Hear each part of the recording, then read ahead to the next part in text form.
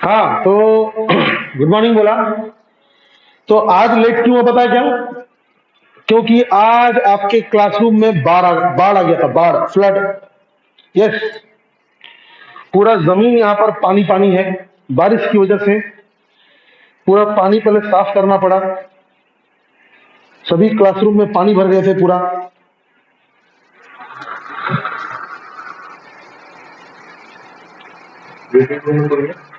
कैसे दिखते हैं? युगान थे, आस्था साहू और पार्थ थे।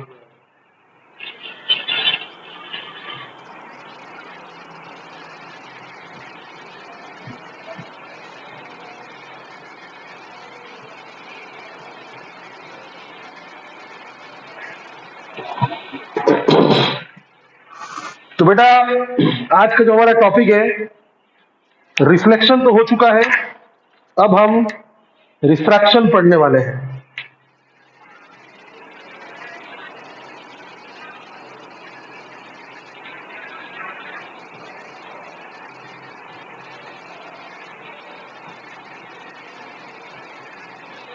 Please stop talking rubbish.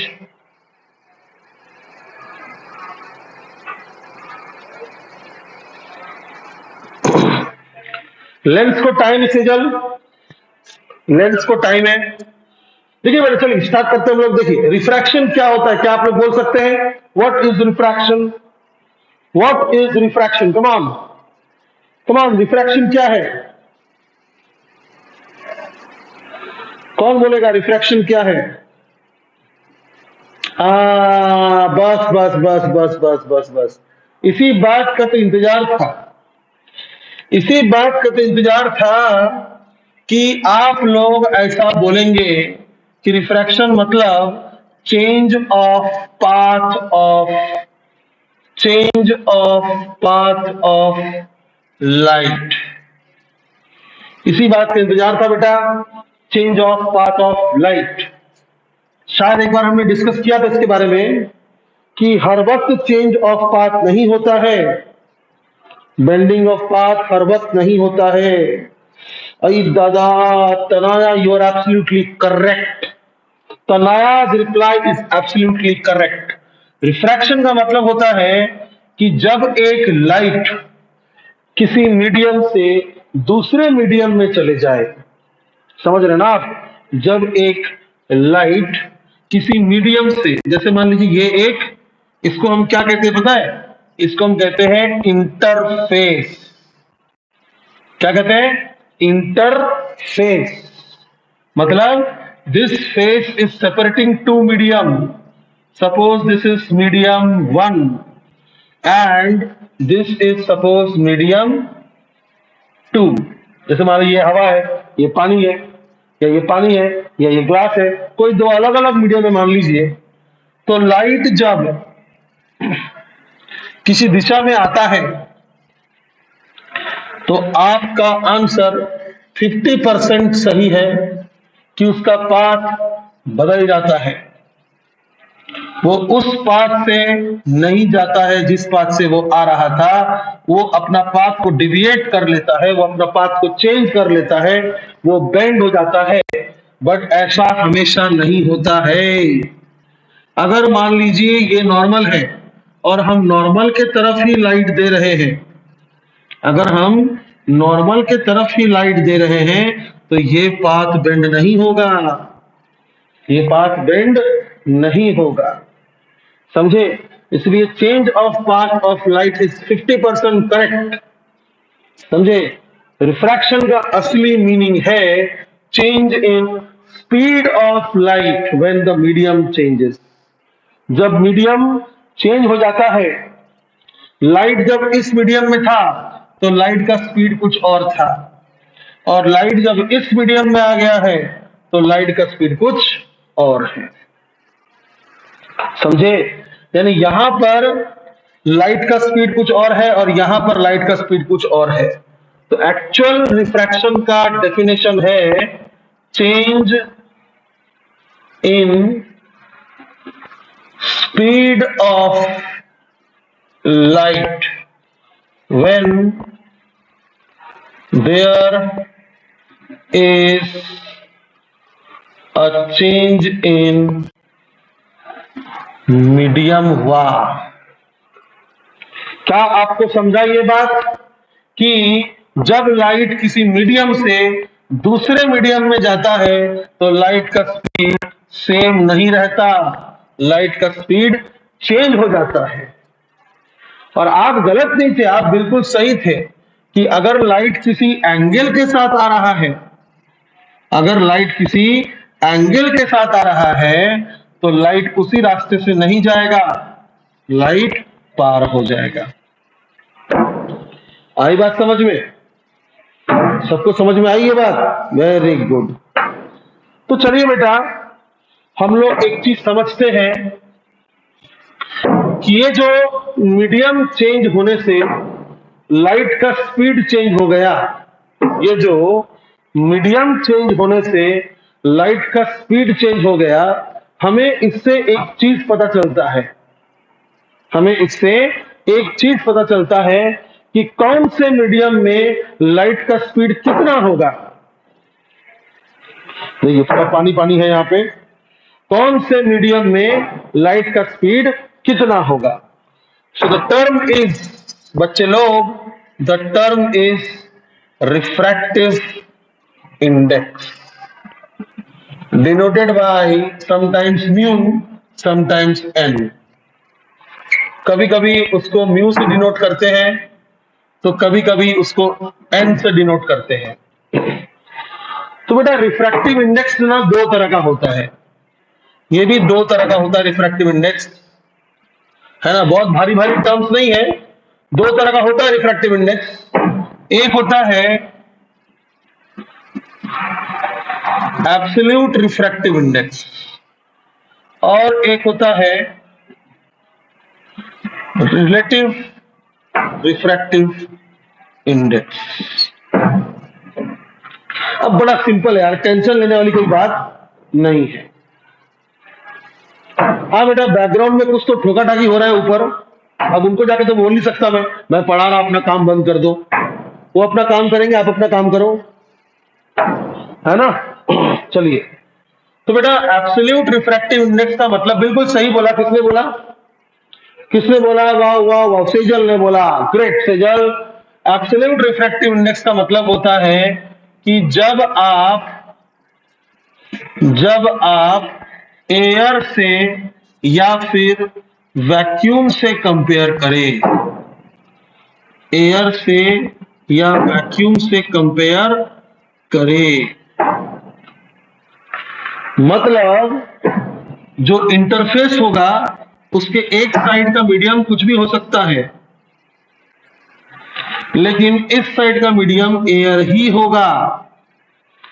तब जब आप इस मीडियम का रिफ्रैक्टिव इंडेक्स बताएंगे तो आप लाइट का जो स्पीड होगा इस मीडियम में, उसको एयर में लाइट का स्पीड से कंपेयर करेंगे। आप समझ रहे हैं मेरा बात? यहां पर लाइट का स्पीड को हम सी कहते हैं, सी।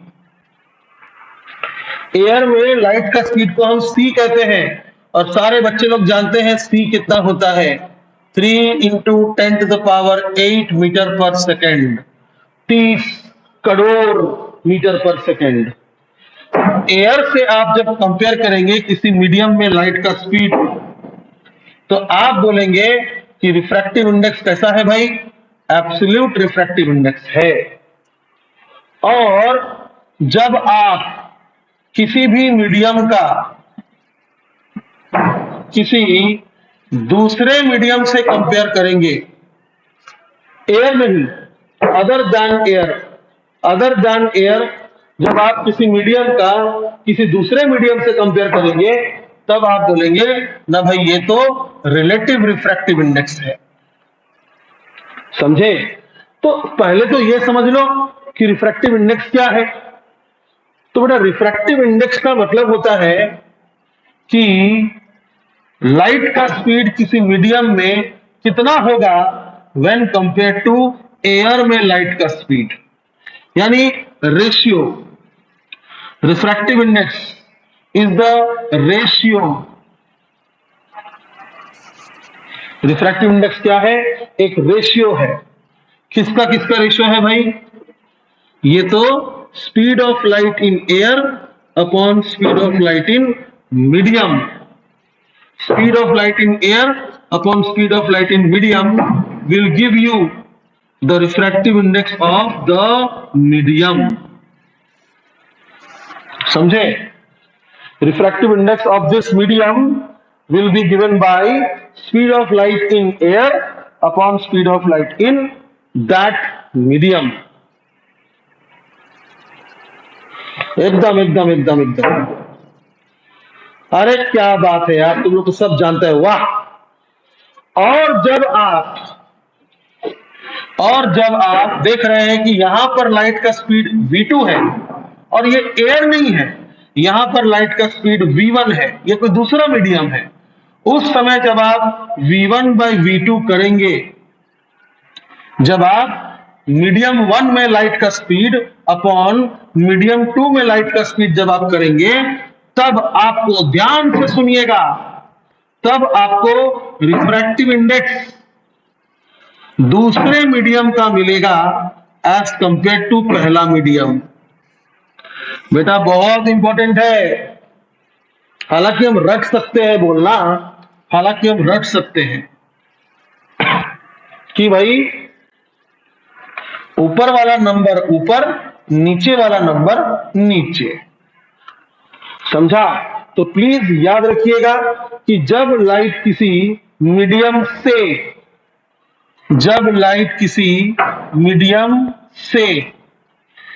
किसी मीडियम को जाता है, तो आप अगर इस तरह रेशियो लिख रहे हैं, से बाई को मतलब पहला मीडियम में जो लाइट का वेलोसिटी है अपॉन दूसरे मीडियम में जो लाइट का वेलोसिटी है, से बाई को. समझे? तो आपको दूसरे मीडियम का रिफ्रैक्टिव इंडेक्स मिलेगा पहले मीडियम के रेस्पेक्ट में. समझे? यहां पर भी देखिए ध्यान से, आपको दूसरे मीडियम का रिफ्रैक्टिव इंडेक्स मिला था विथ रेस्पेक्ट टू एयर. यहां पर एयर नहीं लिखने से भी लोगों को समझ जाता है कि हमने एयर से कंपेयर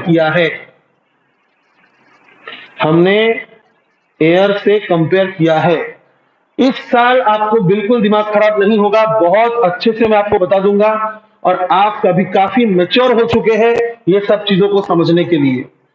तो बच्चे लोग ध्यान से सुनिएगा, एग्जाम्पल दे रहा हूं मैं आपको एग्जाम्पल देता हूं कि पानी में एक एग्जाम्पल दे रहा हूं. पानी में लाइट का स्पीड मान लीजिए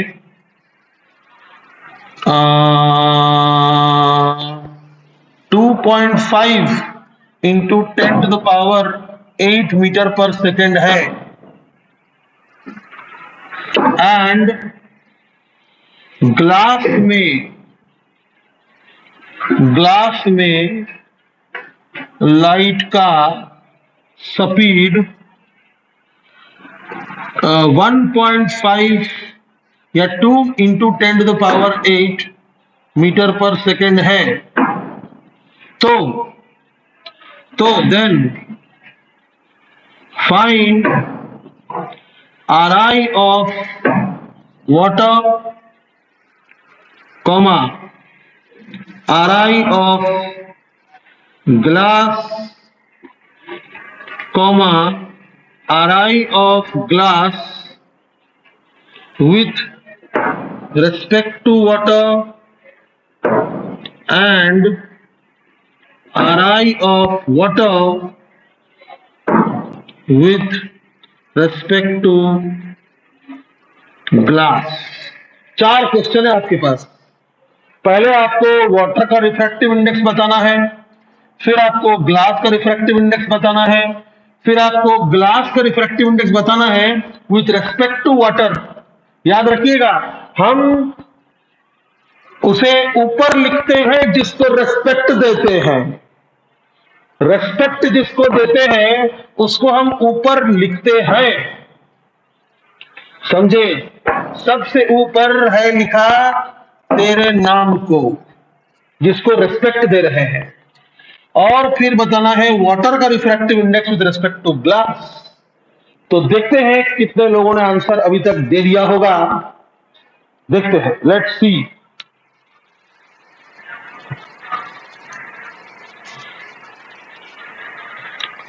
कहा बात कर रहे हैं? म्यूट हो गए क्या हम म्यूट हो गए क्या? आवाज आ रहा कि नहीं? आ रहा ना? फर्स्ट का बोलता 1.2। ले बेबा, ले बेबा, तुम पहले एक स्क्रीनशॉट ले लो। तुम सबसे पहले एक स्क्रीनशॉट ले लो। ले लिया,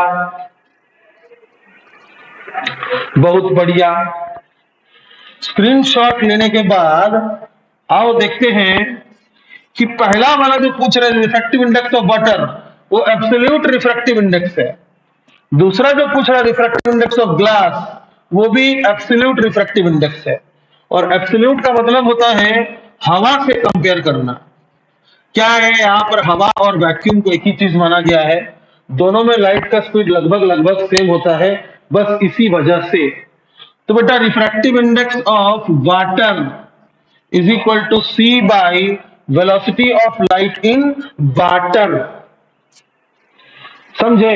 refractive index of water is equal to C by velocity of light in water. तो सी कितना है बॉस? 3 इंटू 10⁸ और velocity of light in water है 2.5 इंटू 10⁸। ये तो कट गया, ये तो कट गया। तो ये हो जाएगा आपका 3/2.5 मतलब 30/25, 5 6 5 5 सो बिल्कुल सही 1.2। तो refractive index of water is 1.2 इस एग्जाम्पल में। ओके, इस एग्जाम्पल में रिफ्रैक्टिव इंडेक्स ऑफ वाटर कितना आया? 1.2। बहुत लोगों ने आंसर दे दिया था, एकदम सही देवेश। ये जिसने जिसने 1.5 बोला है ग्लास का, एकदम सही बोला है। क्या बात है यार, मजा आ गया, मजा आ गया। Refractive index of glass is c by velocity of light in glass. 3 into 10⁸ by glass में कितना स्पीड है लाइट का? 2 इंटू 10⁸। एकदम सही 1.5। तो refractive index of glass is 1.5, एकदम सही। अच्छा बेटा, रिफ्रैक्टिव इंडेक्स का डायमेंशन क्या होगा? अरे दादा, सेजल का और मेरा सोच एकदम एक साथ मैच कर गया इस बार। नो यूनिट नथिंग, बिल्कुल सही। एक साथ मैंने और सेजल ने बोला कि कोई डायमेंशन नहीं होगा। This is dimensionless, this is dimensionless and unitless. Very good. चलिए अब हम सॉल्व करेंगे refractive index of glass with respect to water. तो स्क्रीनशॉट तो ले ही चुके हैं आप, और एब्सोल्यूट वाला हम कर चुके एग्जांपल, रिलेटिव वाला करना बाकी है। ओके माय डियर स्टूडेंट्स, ये बड़ा खड़खड़ खड़खड़ कर रहा है, आपसे ज्यादा मेरा दिमाग खराब हो रहा है, एकदम सर के ऊपर हथौड़ा पीट रहा ऐसा लग रहा। तो रिफ्रैक्टिव इंडेक्स ऑफ किसका पूछा है भाई? ग्लास का पूछा है। किसके रेस्पेक्ट में? वाटर। तो जिसको रिस्पेक्ट उसको ऊपर, सबसे ऊपर है लिखा तेरे नाम को। समझे? जिसको रिस्पेक्ट वो ऊपर, और जिसका रिफ्रैक्टिव इंडेक्स निकाल रहे हैं वो नीचे। और फॉर्मूला एकदम सीधा सीधा होता है, velocity of light in water upon velocity of light in glass.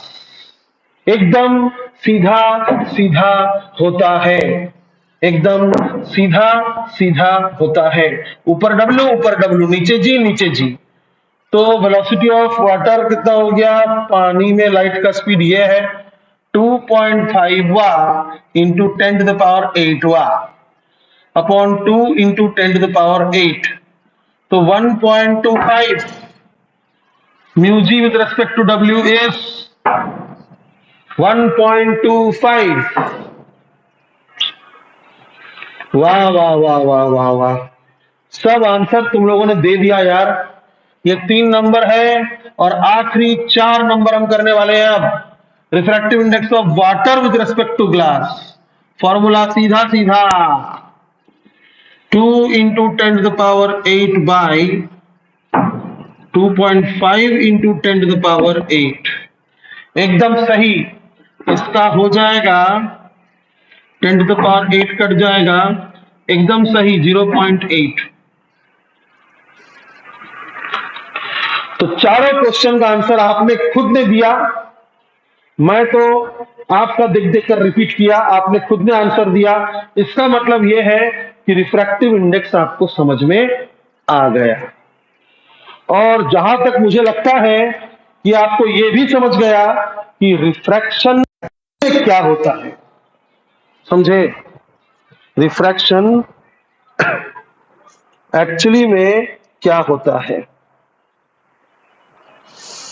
आपको पहले से ही सब मालूम था, बहुत अच्छी बात है ये तो, मेरे लिए भी आपके लिए भी। बट एक चीज आपने गौर किया, आप एक चीज गौर कीजिएगा कि absolute refractive index, absolute refractive index ये हमेशा ग्रेटर देन 1 होता है। एब्सोल्यूट रिफ्रैक्टिव इंडेक्स हमेशा ग्रेटर देन 1 होता है। ये देखिए, greater than 1, greater than 1, absolute वाला हमेशा ग्रेटर देन 1 होता है, क्योंकि हमेशा न्यूमरेटर डिनोमिनेटर से ज्यादा ही होता है। हमेशा न्यूमरेटर डिनोमिनेटर से ज्यादा ही होता है, समझे?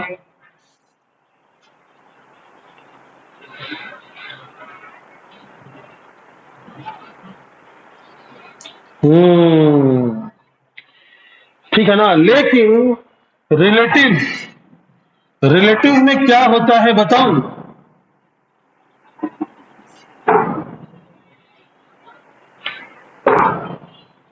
रिलेटिव में क्या होता है, जब लाइट रेरर से डेंसर जाती है, जब लाइट रेरर से डेंसर जाती है, उस समय relative refractive index greater than 1 होता है।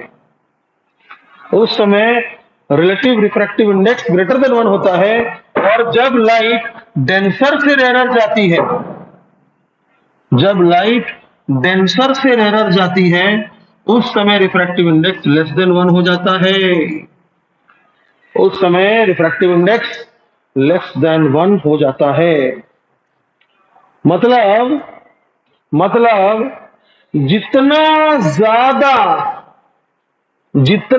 ज्यादा स्पीड रहेगा उतना कम रिफ्रैक्टिव इंडेक्स होगा। जितना ज्यादा स्पीड रहेगा उतना कम रिफ्रैक्टिव इंडेक्स होगा, समझे? क्या मैंने सही बोला?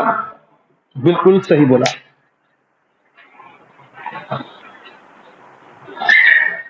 इनवर्सली प्रोपोर्शनल नहीं बोल सकते, हाँ बोल सकते हैं बोर्ड ब्लर हुई दवा। भाई मुझे तो पूरा क्लियर दिख रहा है, हमका तो पूरा क्लियर विजिबल है। अरे कोई टेंशन वाली बात नहीं है, अभी ब्लर है, अभी ठीक हो जाएगा, उसमें क्या है। कौन सा मैं बोर्ड लेकर भाग जा रहा हूं?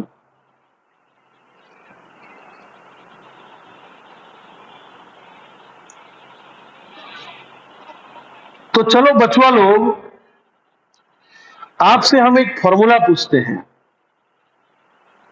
हाँ वेद, बिल्कुल सही बोल रहे हैं आप। आपसे हम एक फार्मूला पूछते हैं, एक फार्मूला नहीं, एक डाउट पूछते हैं आपसे हम, ठीक है? तो डाउट ये है बेटा कि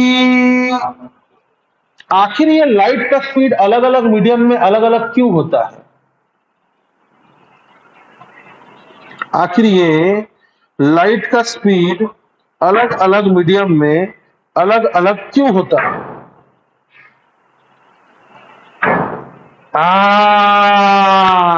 बस बस बस बस बस बस, इसी बात का इंतजार था, इसी बात का इंतजार था। स्क्रीनशॉट ले लीजिए, प्लीज टेक अ स्क्रीनशॉट। वाह, have a screenshot, take a screenshot.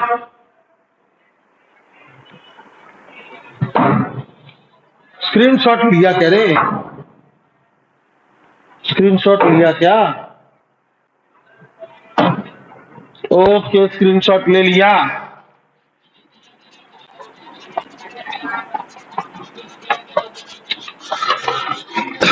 तो बच्चे लोग, अलग अलग मीडियम में लाइट का स्पीड अलग अलग मीडियम का डेंसिटी की वजह से नहीं होता है।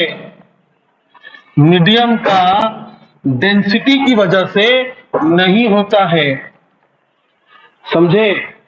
मीडियम का डेंसिटी की वजह से नहीं होता है।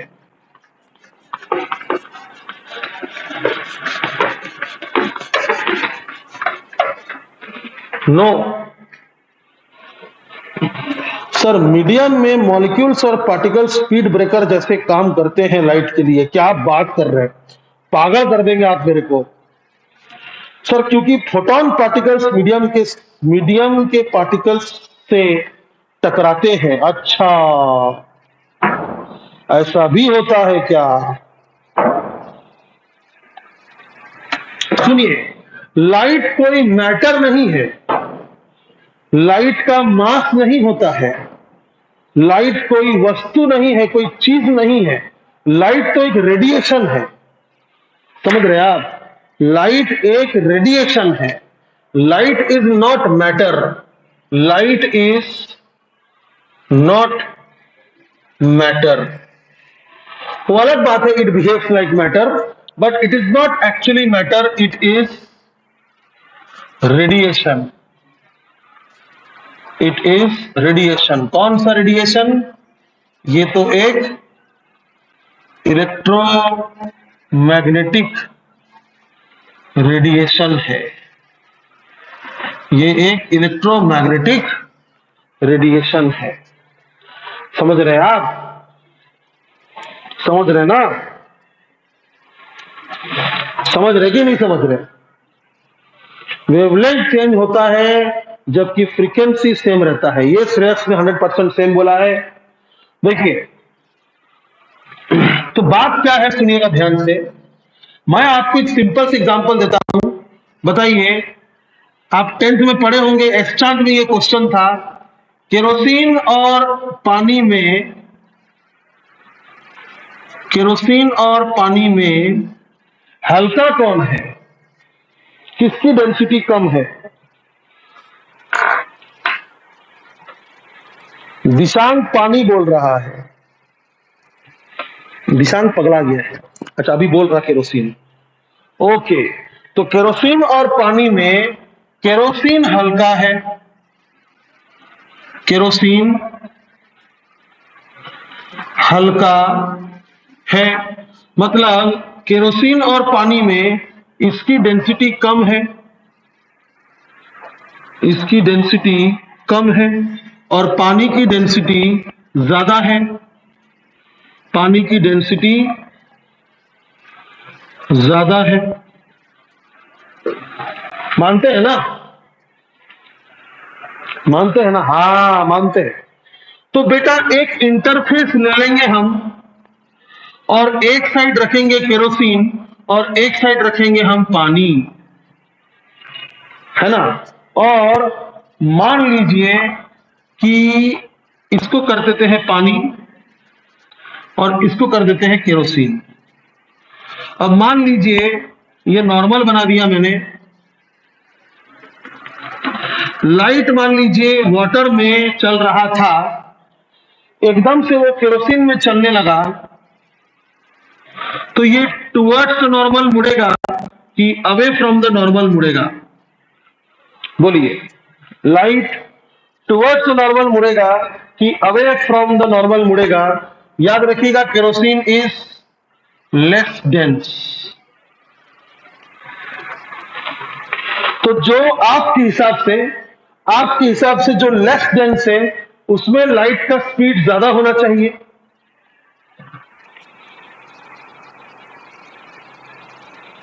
तो आप लोग सब गलत हैं, आप लोग सब गलत हैं। केरोसिन में लाइट टुवर्ड्स नॉर्मल मुड़ेगा, समझे? लाइट मैटर नहीं है, लाइट मैटर नहीं है, समझे? मानता हूं मैं कि kerosene is less dense, but kerosene का RI, refractive index, is more. Kerosene का रिफ्रैक्टिव इंडेक्स इज मोर। अरे दादा, समझा क्या? बात को समझा क्या? तो ऐसा नहीं है कि मॉलिक्यूल्स के भीड़ में, सुनिएगा ध्यान से, ऐसा नहीं है कि मॉलिक्यूल्स के भीड़ में जब लाइट को जाने के लिए दिक्कत होता है, अरे सरक सरक सरक सरक करके लाइट जाता है। जब भीड़ ज्यादा होती है तो लाइट का स्पीड कम हो जाता है। जब रोड थोड़ा खाली खाली रहता है तो लाइट वहां से स्वाइंग करके निकल जाता है। ऐसा कुछ नहीं है, क्योंकि लाइट मैटर नहीं है, समझे? लाइट मैटर नहीं है।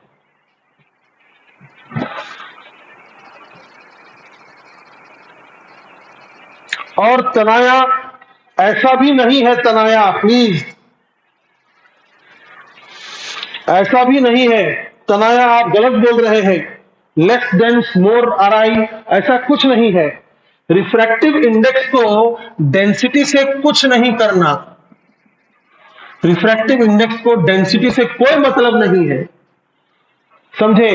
कभी कभी किसी का डेंसिटी ज्यादा होता है तो उसका आरआई भी ज्यादा होता है, तो कभी कभी किसी का डेंसिटी कम होता है तो भी उसका आरआई ज्यादा होता है। यानी आरआई जो है वो डेंसिटी पर निर्भर नहीं करता है, आरआई कुछ और है। लाइट का स्पीड कम होने का कारण कुछ और है, मैटर का डेंसिटी नहीं है, मैटर का डेंसिटी नहीं है।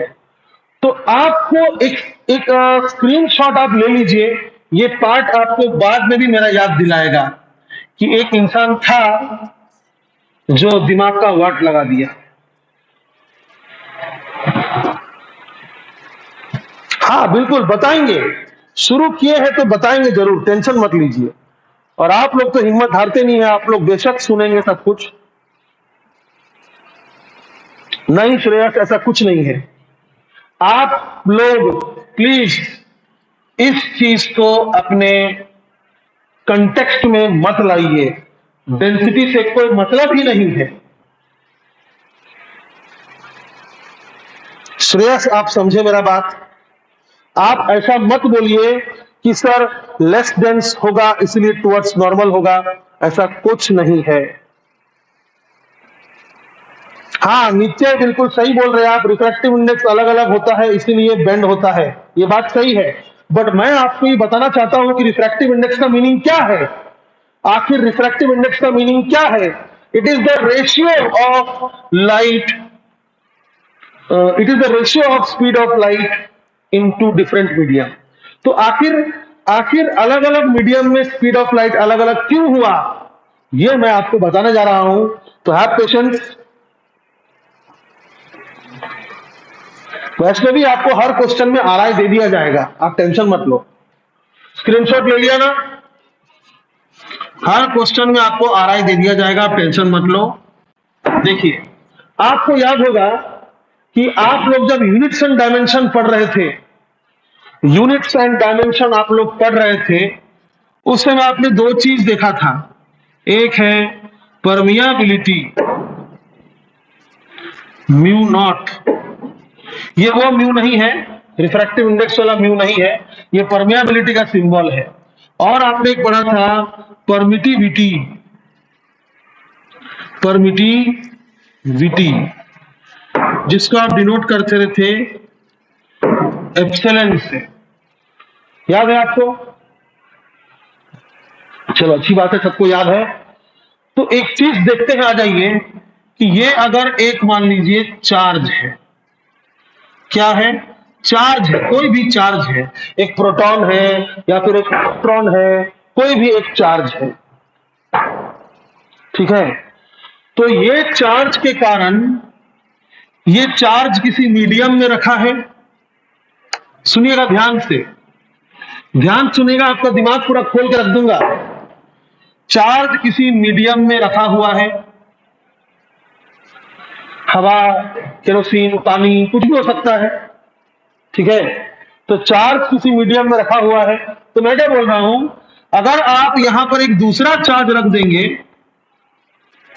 अगर यहां पर आप एक दूसरा चार्ज रख देंगे, तो ये चार्ज इस पर फोर्स लगाएगा, ये चार्ज इस पर फोर्स लगाएगा, लगाएगा ना? हाँ या ना बोलिए।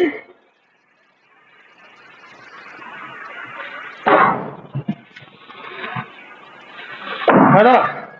तो ये चार्ज इस पर फोर्स लगाएगा। इसका मतलब देखिए, इसका मतलब इसका असर यहां पर है। इसका मतलब ये वाला चार्ज जिस जगह पर मौजूद है, चार्ज मिटा रहा हूं मैं, चार्ज का जगह याद करता हूं, चार्ज को मिटा दिया मैंने और चार्ज का जगह को मैं याद कर रहा हूं। तो इस प्लेस पर ये चार्ज का असर है? है ना? बोलिए पटपट, है? क्या बोलते sir? You are too late बेटा।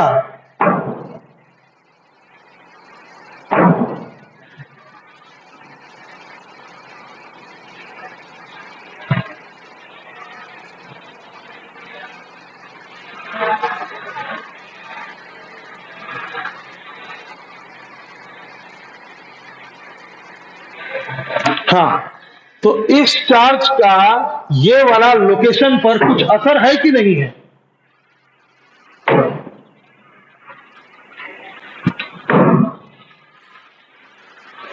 है ना?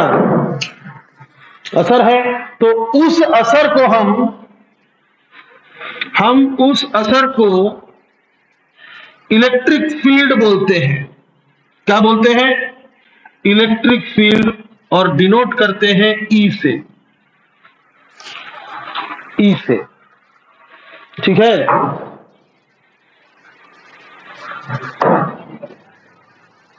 वैष्णवी जी क्या नहीं समझ रहा है आपको? ये चार्ज का इस चार्ज पर असर है, ये चार्ज इस चार्ज पर फोर्स लगा रहा है। इसका मतलब क्या हुआ? ये चार्ज का इस लोकेशन पर कुछ असर होगा तब ना।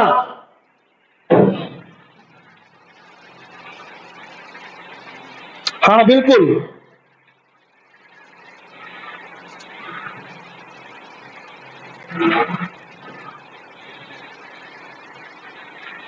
वैष्णवी बोल रही है, पर ये तो इस पर डिपेंड करता है ना कि कौन सा चार्ज है।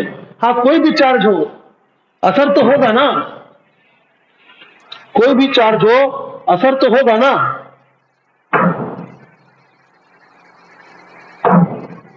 हाँ तो हो गया फिर। तो इसका यहां पर असर है, तो उस असर को हम इलेक्ट्रिक फील्ड कहते हैं, उस असर को हम इलेक्ट्रिक फील्ड कहते हैं, ठीक है? और ध्यान से देखिएगा, इलेक्ट्रिक फील्ड का फॉर्मूला आपने एक बार देखा था, वो है 1/4πε/Q/r²। यूनिट्स एंड डायमेंशन के वक्त, यूनिट्स एंड डायमेंशन के वक्त आपने ये फॉर्मूला देखा था, देखा था ना? है ना? अभी मैं आपको बहुत ऊपर ऊपर समझा रहा हूं, आपको 100% समझेगा। आप बस अंदर अंदर तक समझने की कोशिश मत करो, फॉर्मूला कहां से आया सर, समझे? आप बस मेरे बात पर यकीन करो, लर्न करने का जरूरत नहीं है, आप सुनो बस। तो देखिए, इसका जो यहां पर असर है, इसका जो यहां पर असर है वो वैष्णवी के मुताबिक बिल्कुल सही है कि चार्ज कौन सा है इस बात पर डिपेंडेंट करेगा। चार्ज कौन सा है इस बात पर डिपेंडेंट होगा, है ना?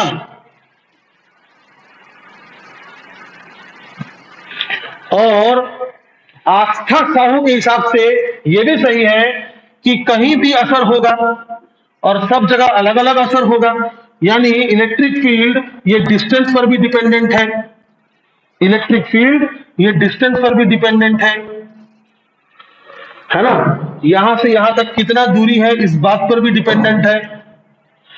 लेकिन इस बात पर गौर कीजिएगा कि कौन सा चार्ज है और कितना डिस्टेंस है, इसके अलावा ये असर एक और चीज पर डिपेंडेंट है, परमिटिविटी।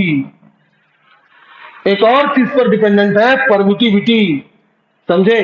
परमिटिविटी मीडियम का प्रॉपर्टी होता है, परमिटिविटी मीडियम का प्रॉपर्टी होता है। यानी मीडियम अगर यहां कोई दूसरा होगा, अगर यहां पर एयर के जगह मान लीजिए केरोसिन होगा, तो परमिटिविटी भी उसका दूसरा होगा, असर भी दूसरा होगा, असर उसका दूसरा होगा। हाँ बताया था।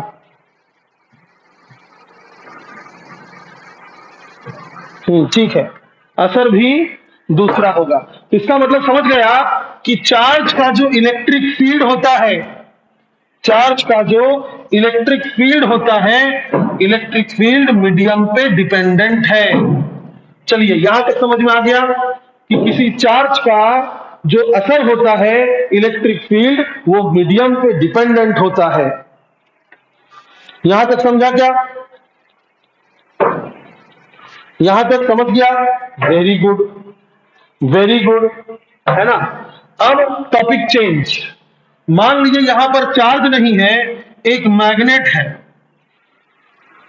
एक मैग्नेट है। तो यहां पर कौन सा फील्ड होगा बच्चा लोग? यहां पर कौन सा फील्ड होगा? वेरी गुड, यहां पर मैग्नेटिक फील्ड होगा। और मैग्नेटिक फील्ड को हम लोग बी से डिनोट करते हैं, मैग्नेटिक फील्ड को हम लोग बी से डिनोट करते हैं। और बी का फॉर्मूला है mu naught I by 2 pi R. समझे? Mu naught I by 2 pi R या mu I by 2 pi R. समझे? तो आई और आर को छोड़ो, उसके बारे में बात नहीं करना चाहूंगा मैं। बट देखो, ये जो म्यू है, ये म्यू किसका प्रॉपर्टी है पता है? मीडियम का प्रॉपर्टी है। ये म्यू किसका प्रॉपर्टी है? मीडियम का प्रॉपर्टी है। समझ रहे हैं ना आप? ये म्यू किसका प्रॉपर्टी है? मीडियम का प्रॉपर्टी है। चल तो रहा है रे, क्या पॉज हो गया? सब चल रहा है।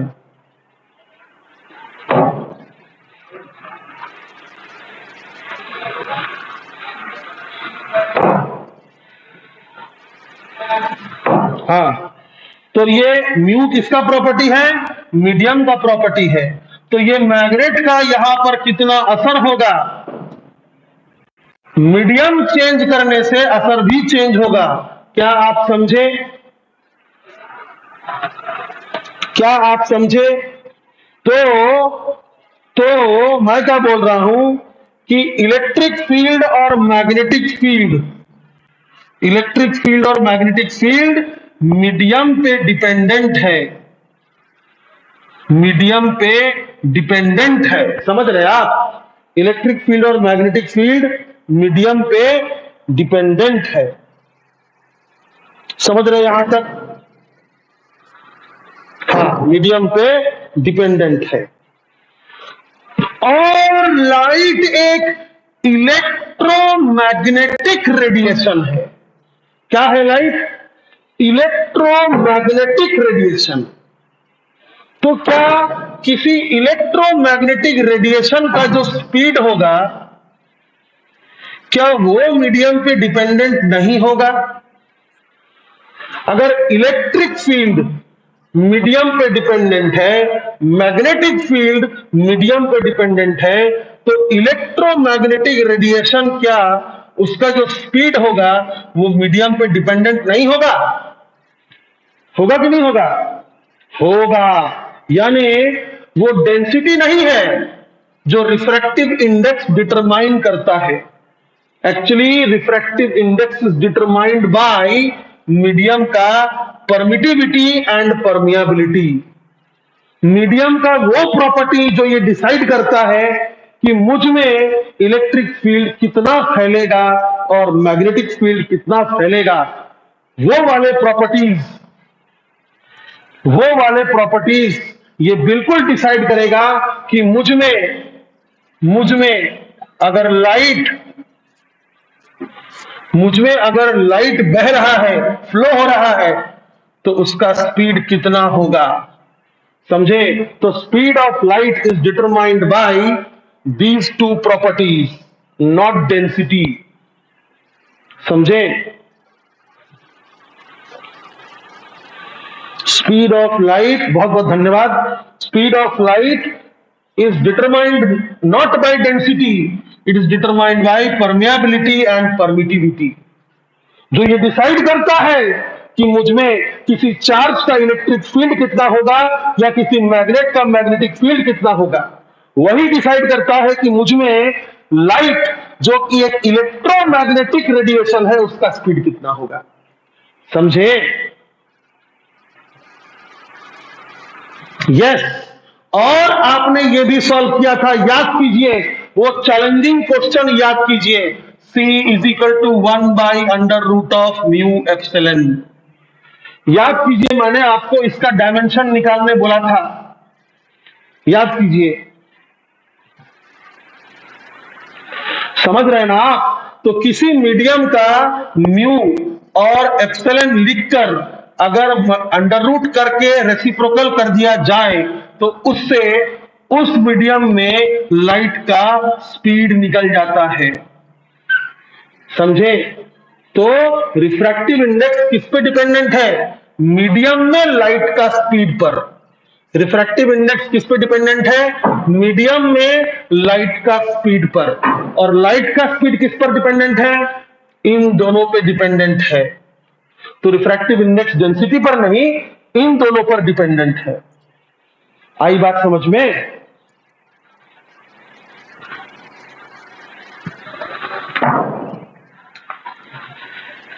तो हम लोग अब मिलेंगे अगला सेशन में, जिसमें हम लोग लॉज ऑफ रिफ्रैक्शन वगैरह वगैरह जो पढ़े थे 10th में वो सब पढ़ेंगे और कुछ आगे पढ़ेंगे। तब तक के लिए नमस्कार।